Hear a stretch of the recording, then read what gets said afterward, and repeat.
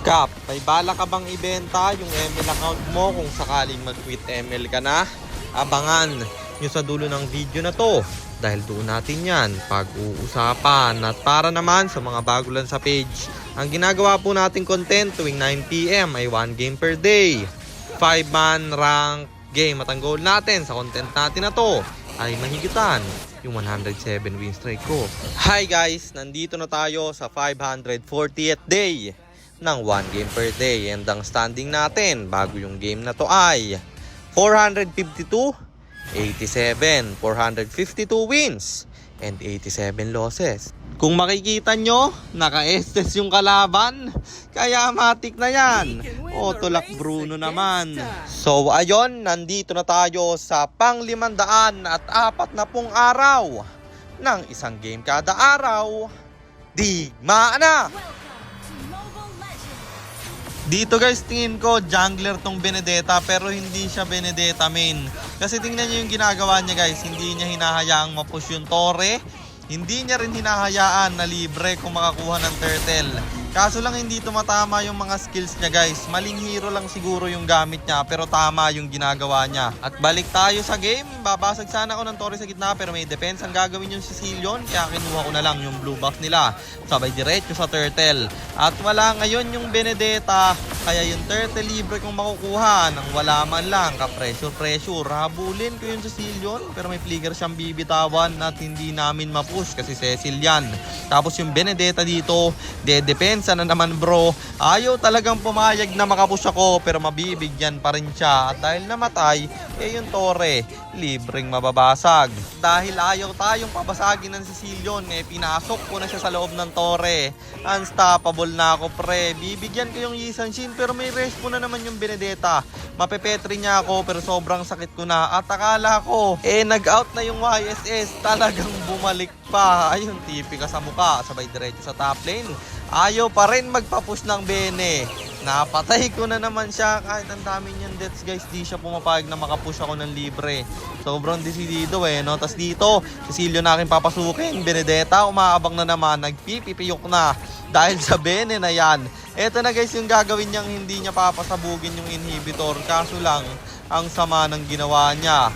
Dahil dun isa-isa silang bumabagsak. Granger dumasin pa, ako tuloy makakamanyak. After nun, dumiretso tayo sa top para basagin yung Torre nila. Bagsak kasi yung 4 sa kalaban. At diretso sa Lord na libre kong nakuha. At eto na, yung pag-screenshot ko na nagkamali ng pindot. Pagbalik ko guys, naabangan na ako ng Yisan Shin. Napoke na ako ng Sicilian.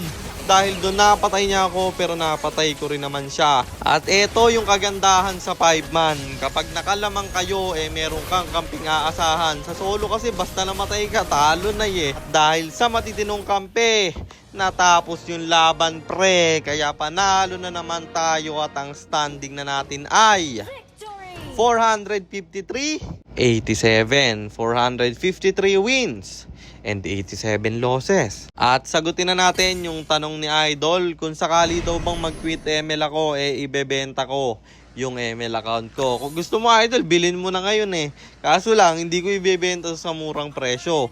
Kasi guys, eto na yung account ko nung nagsimula akong mag-ML. Yung account na to guys, merong season 2 skin ni Fanny. Hindi ko maalala kung season 1 naglalaro na ako guys. Basta nakuha ko yung season 2 skin ni Fanny. Ito yung pinakaunang ML account na aking ginawa at kahit kailan hindi ako nagpalit. Kaya kung mapapansin nyo rin, ang tataas ng matches ng mga hero ko. At ang presyo siguro kung ibebenta ko to, hindi ko maano guys Siguro pag may nag-offer sa akin na talagang masisilaw ako sa pera na yan na i-offer, ibebenta ko to. Pero kung mababang halaga lang, hindi ko ibebenta to man. At yun lang, sana nasagot ko yung tanong mo Idol, at sana rin meron kayo natutunan sa content natin na to. At kung meron man, pakishare lang. Then after nyo i-share, mag-comment rin kayo ng pa-shoutout para ma-shoutout ko kayo sa mga next nating content. At i-comment nyo na rin ang inyong mga katanungan, kasi baka malay mo sa next nating content, comment mo naman ang mapili ko. Kung nagustuhan nyo yung item at emblem na gamit ko sa game na yon, eto yon: Tough Boots, Sasclaws, Berserker's Fury, Windtalker, Malefic Gunner, Winter Crown, or Immortality, And then Rose Gold Meteor, pang buy and sell. Emblem natin Assassin. Talent natin ni Swift. Seasoned Hunter plus Quantum Charge. At syempre Retribution. Kasi jungle tayo dun.